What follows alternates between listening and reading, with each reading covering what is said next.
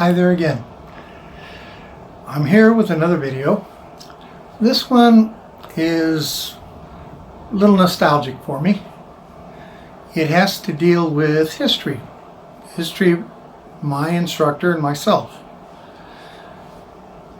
Master Oyata had not yet come into the United States of America. He'd already been here in 1968, during a time period where I was in the U.S. Army. And while he was here in 1968, he had come to Olathe, Kansas, and was teaching people there, and left them in charge pretty much of setting up and trying to establish his system here in the United States. The early people, I'm very sorry, I forgot one name. I know there was one person who was a student of his in Okinawa, and his name has slipped my memory because I never saw him in reality, because he'd sort of dropped out in a way, but he was also instrumental in things that came up, that things were going to happen. In the early 1970s, I met his people. I was at the time teaching at Traco International, learning Kenpo karate, and I had also started learning Master Seiyu Oya's weapons forms with Bill Marin. Bill Marin, who was a sergeant in the Marine Corps. Marin would give, once a month, he would give lessons in which, during the time of the lesson seminar, you would learn an entire weapons form, because he was teaching Kobujitsu. He was not teaching the empty hand forms. And at that point, they really did not appeal to me, because I already had what I was learning, and they were difficult enough as it was. But Bill Marin was teaching, and I was learning Odo's forms. And at this point, because Oyata's students had set up there was a little martial arts store that sold books, and I know the main company name was Ryukyu Imports, but it was also just a little cubbyhole there in Merriam, Kansas. In addition to the martial arts books which they sold, they also sold belts and weapons and things of that nature, nunchucks, bows, all these kinds of things. They were selling those also. As time went along, I made friends with them. They were nice people. I was enjoying my time shopping with them, buying things, and when I would come in, they would always discuss their teacher, their instructor, Master Seiyu Oyata. He sounded like an interesting person. Also, they sold body armor, face masks, like the Japanese police use in their training, body armor that they themselves were making, Kenpo gloves, which Bruce Lee made famous in his movie, and various other things, shin guards, things of that nature, cups and supporters, which are very important. But they had their little shop, and they were selling things, and since they were constantly talking about their instructor, we would strike up conversations and things. And they interested me in the kumite, the bogu kumite, the fighting with the armor that they were doing. The thing that attracted me to it was it wasn't based on a referee's idea of what worked. When you hit somebody and he went down, it was full contact, you knew that the strike was good. So we started training together a bit. And a lot of times they would come out to my parents' home, and we would work out in the backyard. In fact, one of the funny memories that I do have is that while we were working on weapons forms, Greg stood up and took a hold of one of his kamas, and like a tomahawk, he threw it at the stump that had been a tree in my parents' backyard when I grew up, but now had gotten it wasn't healthy and it was too big, so they had it removed, they had it cut down.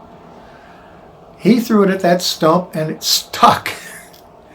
Quite humorous. But it was during the time we were learning kama katas and bo katas, things of that nature that Master Oyata had taught them when they came in to learn with him. Things were going along fine.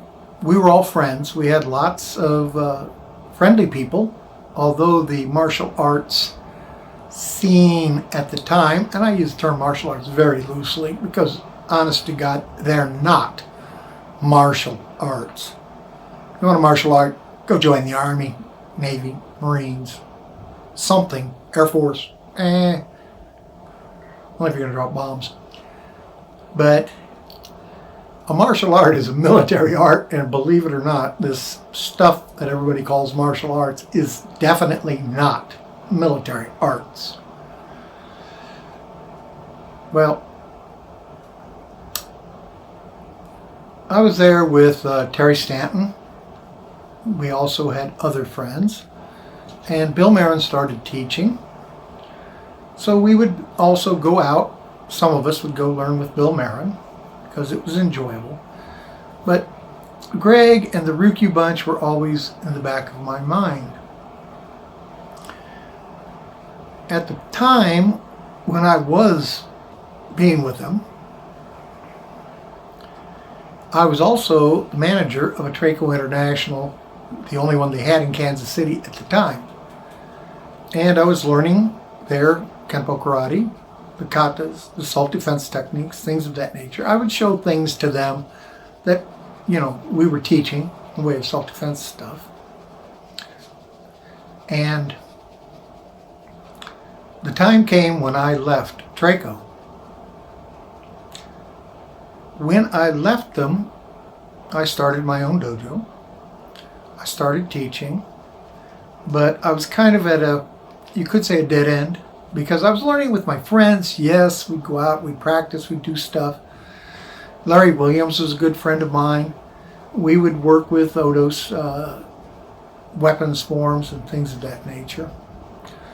And then Bill Marin was reassigned from the center in Kansas City to Washington, D.C. I lost him as a teacher.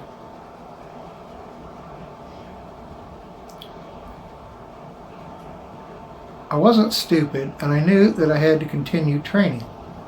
And I was training as best I could with my friends and with people who would pop in from Traco and show me things, because I did have a lot of friends there. And then Oyata made known that he was coming to the United States. This occurred when the United States turned over Okinawa to the Japanese government. It had been taken away at the end of World War II because the Americans knew that when Admiral Perry had come, he first went to Okinawa. He was welcomed there. He was treated nicely. And the kingdom of Okinawa was known to him. Then he went from Okinawa to Japan, and he opened up Japan to the west, as we know. And Japan started its modernization program. Well, because of that, at the end of World War II, the United States took it away, because the Japanese had come over and took over Okinawa, made it a Japanese prefecture. And that was something the United States was not willing to let go of for a while, because the Battle of Okinawa was extremely extremely intense, high casualty rates, and it was very close to Japan. And at the end of the war, when the bombs went off, the United States decided to keep it. Now, that's sort of the background. When Oyata came over, I was his very first person who had actually not trained with him before, who wanted to learn with him. I was waiting at Ryukyu Martial Arts Company at their little store. I wanted to go to the airport and pick him up, but I was told that I should wait and it would be a formal type of introduction when he came to the store. Because also above the store was an apartment that they had set up so he could live up there. Because they were in sort of dire straits, because how are they going to take care of him? They wanted to take care of him. They wanted to get him training, getting students, working somehow.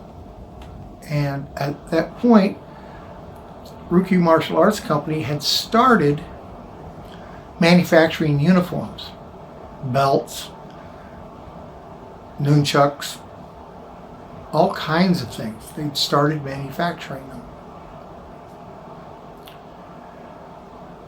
Oyata came. I was waiting for him. We were introduced in the shop. I gave him a bottle of Johnny Walker Black, which in Okinawa was outrageously expensive. He was impressed. And then they all trundled upstairs, and I waited and waited. It seemed like a long time I was waiting. I was wondering what was going on. Finally, one of them came down and told me to come up. I went up to his room, and in the interim, he had hand brushed this beautiful poster board with my new dojo name that he was giving me. Also along the side, he had a few other little things, and he had hand brushed our dojo kun. Strive for the perfection of character, defend the paths of truth, foster the spirit of effort, guard against impetuous courage, being the last one. All of that was on there, his name, things of that nature. It was, to me, priceless. I still have it. It's been really banged up, but I still do have it. It'll be going to Yehoshua when the time comes. That was my dojo name. He gave it to me. I was thrilled.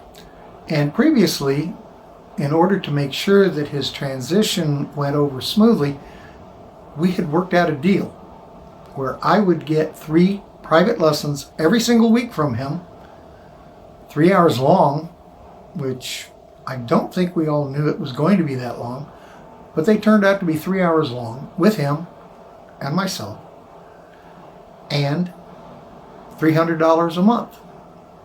Now, $300 a month was a lot of money to take karate lessons back then. A lot. But considering what I got, it was really a wonderful deal. Plus the fact, since he was going to become my instructor, I was going to probably be changing over to his ways of doing things. That only makes sense. And I really had to get caught up with the program. First lesson, we spent all of the time, 3 hours, doing Naihanchi Shodan. He taught it to me, and he watched me do it over and over and over again for 3 whole hours. My second lesson, I came in, smiling and everything, and we did 3 hours again of Naihanchi Shodan. Wow! Also, this is summertime in Kansas. The dojo was not air conditioned. I had to wring my gi top out several times during my lessons, and the water poured out of it when I did. Third time, I must admit the dismay must have shown on my face when he told me to do Naihanchi Shodan again at the beginning of our class. Whoa. Still, he got up from his chair, walked over to me, and he asked me about self-defense techniques. And I just looked at him, probably like a deer caught in the headlights, wondering, where are we going with this? And he told me that Greggy and Bill had stated that I was the most knowledgeable self-defense instructor in the Kansas City area. It kind of surprised me. It was nice. It was also true. But it surprised me that he brought it up. I didn't really realize at the time, but he also had another plan. He needed to learn how Americans responded, how they behaved and thought about self-defense. He had to know all of these kinds of things. Well, I sit there and said, well, Sensei, we can do one against someone having your arm locked up behind your back. You know, the arm lock and on the shoulder. I said, okay. So he got me in the position. And he said, okay, do the technique. So I started doing it, and he stopped me and said, no, no, no. I want fast, speed, power. I want you to do it as best you can. I said, Sensei, I don't want to hurt you. He told me, do it. So I did it, full power, full speed. I ended up on the floor screaming my lungs out in absolute, utter pain. No idea what he had done to me. I noticed as I was getting up that Greg and everybody that was in the other section, not in the dojo, had rushed up to see why I was screaming. I mean, I was relatively known as a tough guy. I went to tournaments. I beat the crap out of people. But screaming during a lesson? They saw that I was okay, left. Then he asked me about another one. I said, well, I've got something if somebody from behind you grabs you around the neck and starts choking you. He said, okay, please do it. So I started to do it, and I ended up on the ground screaming again. And I wasn't doing slowly. I was going full speed, full power, especially the second time because I knew that there was no going back on this. And again, I was screaming. Well, the heads didn't pop in quite so far this time. As I got up and they thought I was okay, they left. And then Oyata said words that I really love to hear. Would you like to learn how I did this? See how I did it? Well, if you have like one brain cell, just one little bitty brain cell, you can actually stop breathing with it and answer that with yes. He showed me how to do it. It turned out I was the first person he ever showed these kinds of things to. I didn't know it, but back in Okinawa, according to him, people would go to a dojo, learn with an instructor for a while, and then go to another dojo, learn with him, go to another one, come back to the first instructor and challenge him. Okay, that's Okinawa. And as he said, in America, he noticed right away everybody treated him like God and kissed his feet and the ground he walked on, which, truthfully, was pretty close to the truth. So he knew that I would not come back on him, no matter what. He showed me how to do the techniques to counter what I had done. And then he showed me how to do the techniques the way he would have done them. Not quite the same, and they form a basis for everything I teach today. All of the things that he showed me. That's part of the story. The story continues, however, because after my private classes, when we were in Merriam Lane, a lot of times I'd go downstairs because now Bill had it set up so that Ryukyu Imports was manufacturing uniforms and selling them. So downstairs they had two ladies who made belts and things like that. They had professional 8-needle machines in addition to other machines, and all of the professional pieces that went on those machines to help manufacture uniforms. He had a cutter where Master Oyata or whoever was doing it could fold all of the cloth, and then when it was about this thick, maybe 20 uniforms, something like that, he would lay a pattern down on it, mark it out, and then cut with this little circular thing that I was really surprised, cut right through all of those layers, and he would cut out the pattern for the ladies. Many times I was down there helping him do that and helping him with other things that he was working on. During these times we talked. We had a lot of discussions. And we discussed many things about our wartime experiences. I didn't talk very much about mine because, well, he lost, and what I'd done was still classified and could not come out. But he talked about things because, like he says, we're both soldiers and we both lost. You, Vietnam, me, World War II. Okay, we did not lose Vietnam. We won every single thing we did. We beat their butts into the ground. We left them so for 4 years they couldn't do anything. But unfortunately, the political winds changed, and the Democrat Party decided they were not going to honor the peace treaty that had been signed. As a result, North Vietnam came across the border and took over South Vietnam. That was then. We're talking about his war things because I'm more interested in what he did.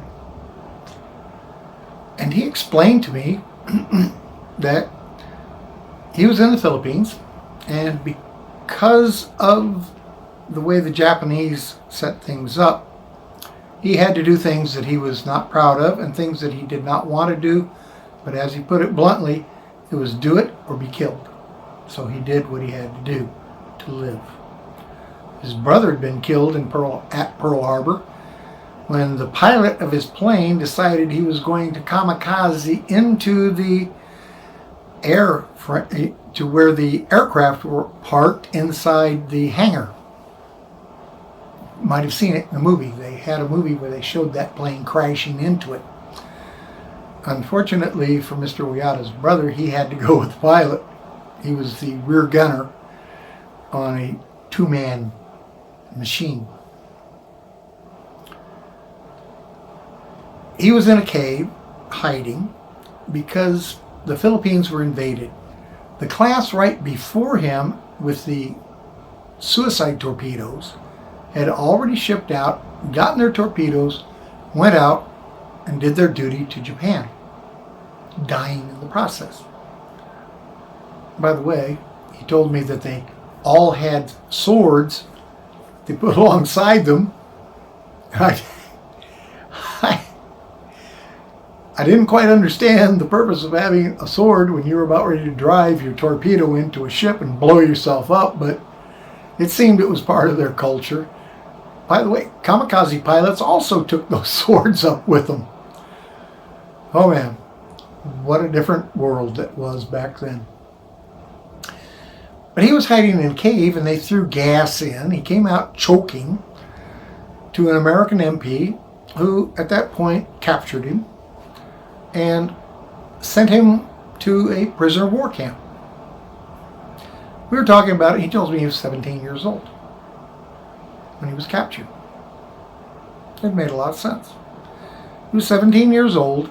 He was kept in the prisoner of war camp until the war ended, and then for a bit of a time, quite a bit of time, matter of fact, until he was repatriated to Okinawa. He was repatriated with his fellow Okinawans to Okinawa. The Japanese were repatriated to Japan. And he told me that while they were being marched, the Filipinos who were guarding the march separated the Japanese officers from the Japanese enlisted people and the Okinawans and took them out into the forests. They were never seen again. Personally, I don't care. As far as I'm concerned, goodbye to bad rubbish.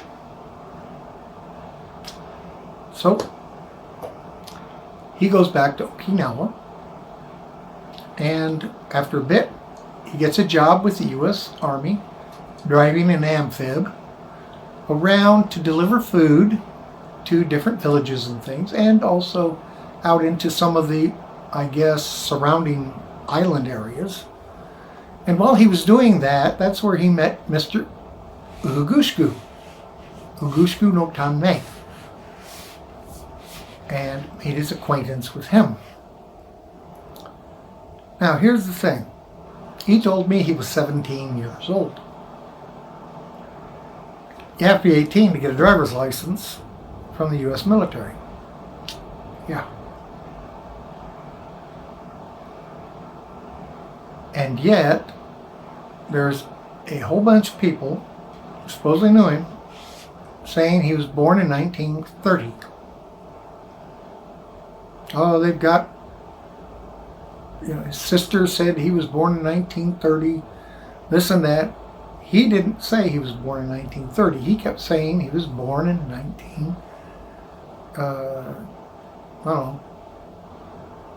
28, 27, something like that. 1928.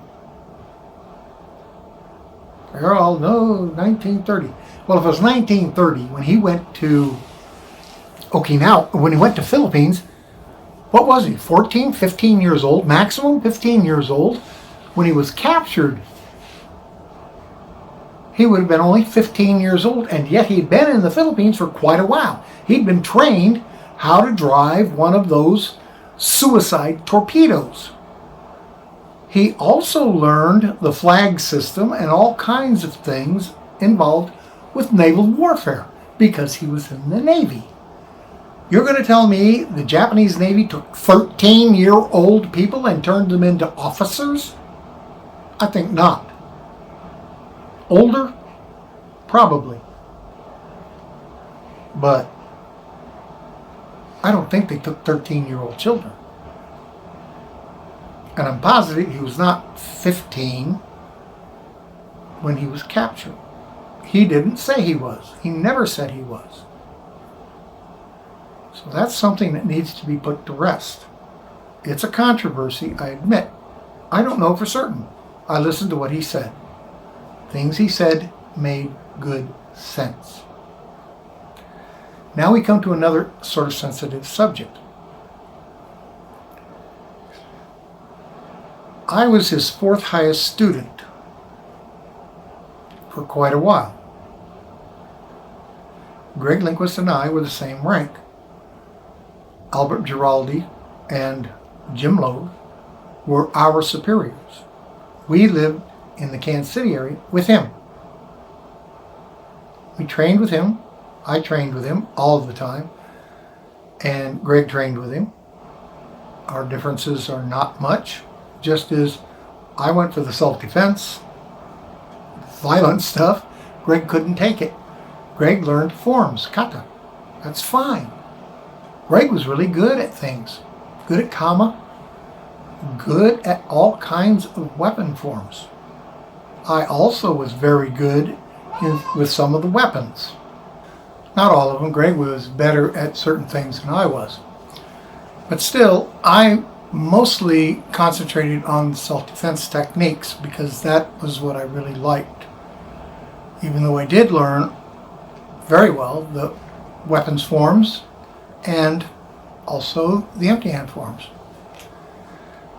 And we come up to the situation where I left his organization.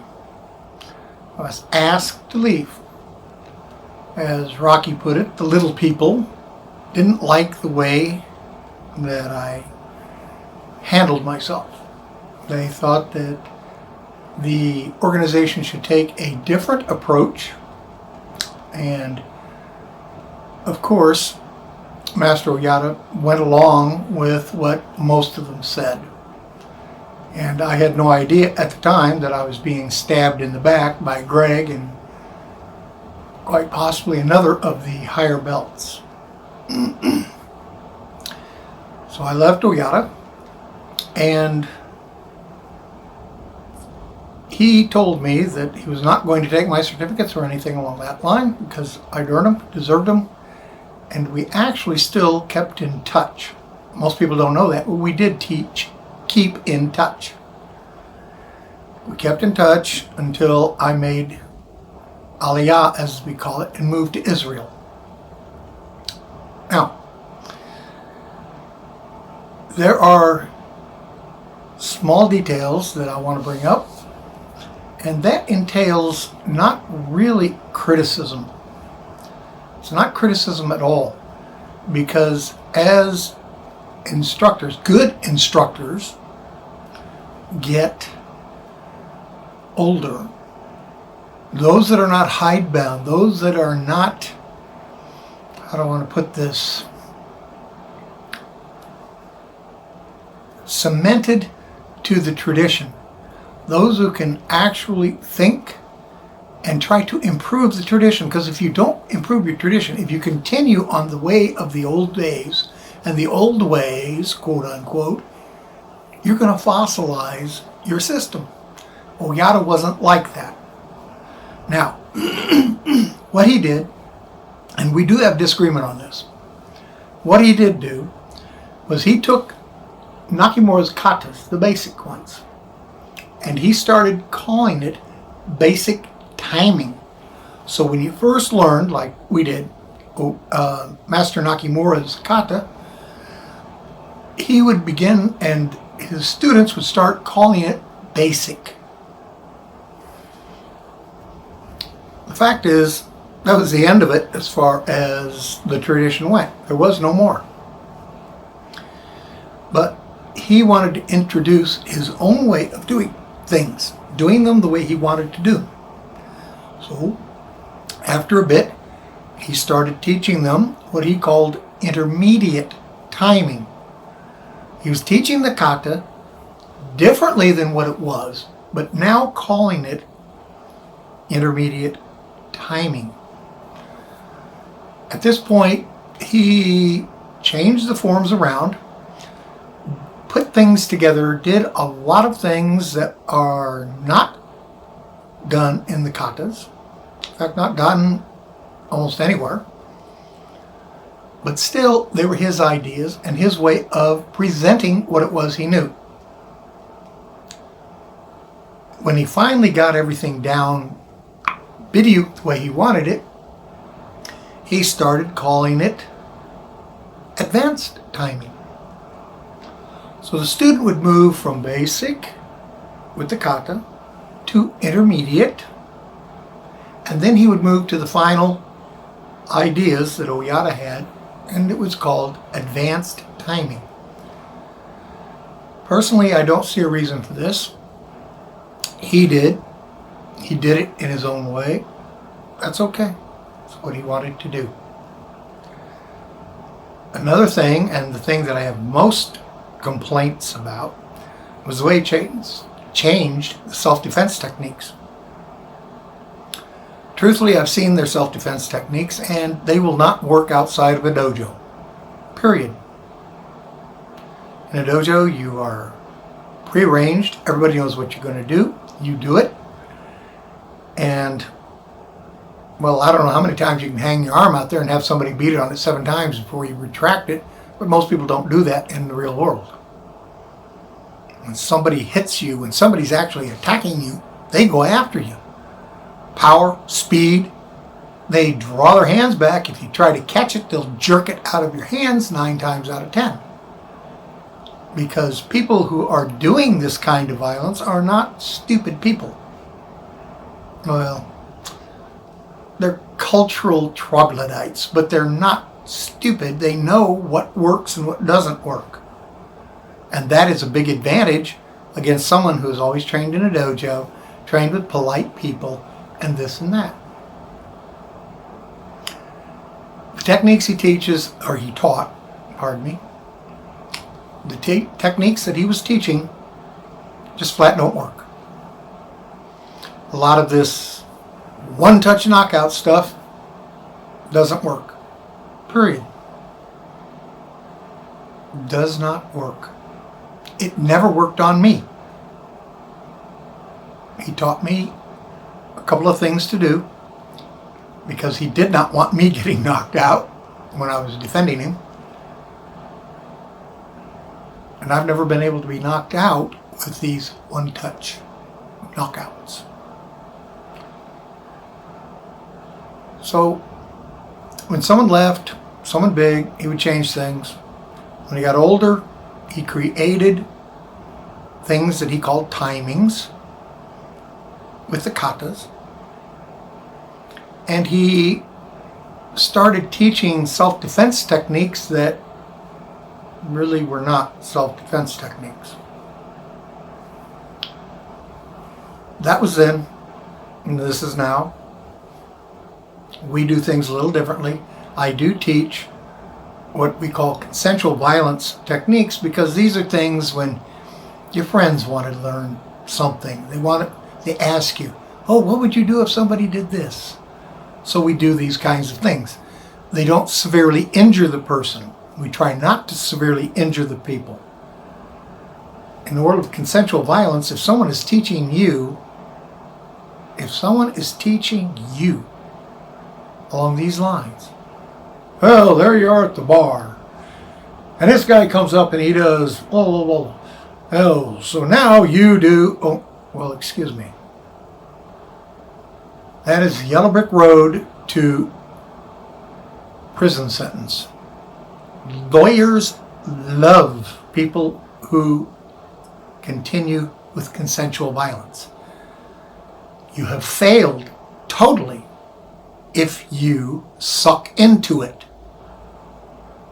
You're supposed to avoid the violence.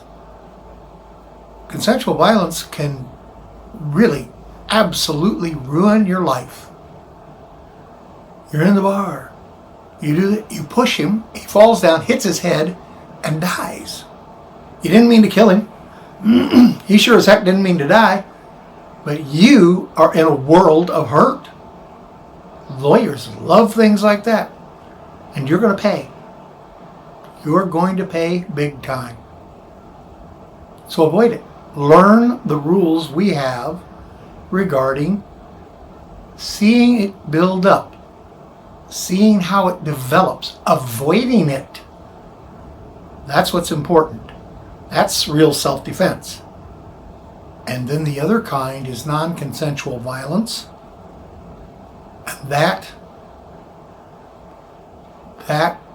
is so horrible when you do it.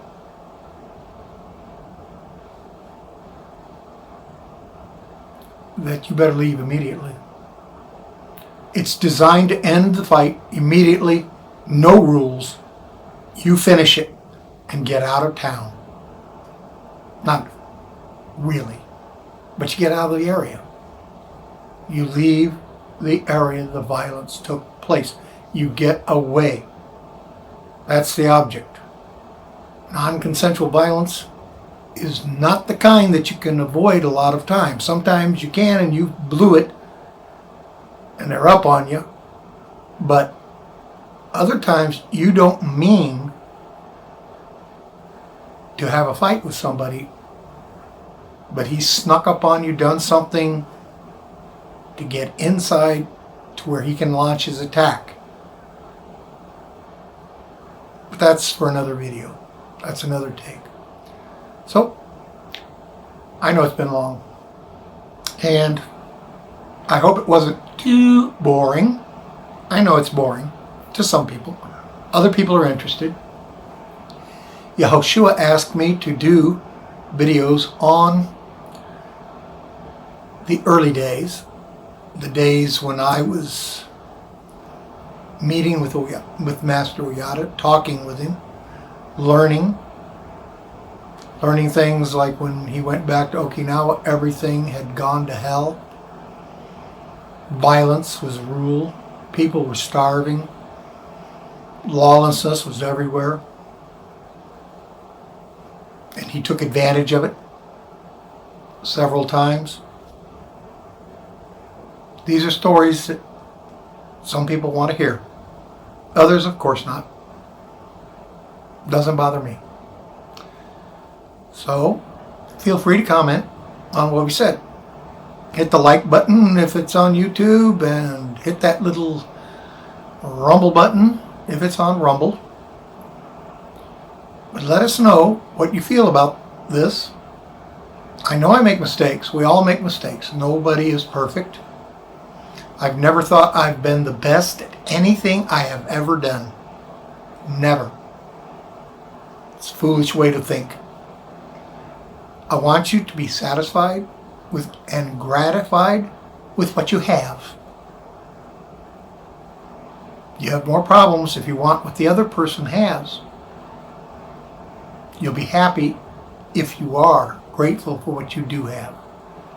Right now, you live in the greatest period in human history.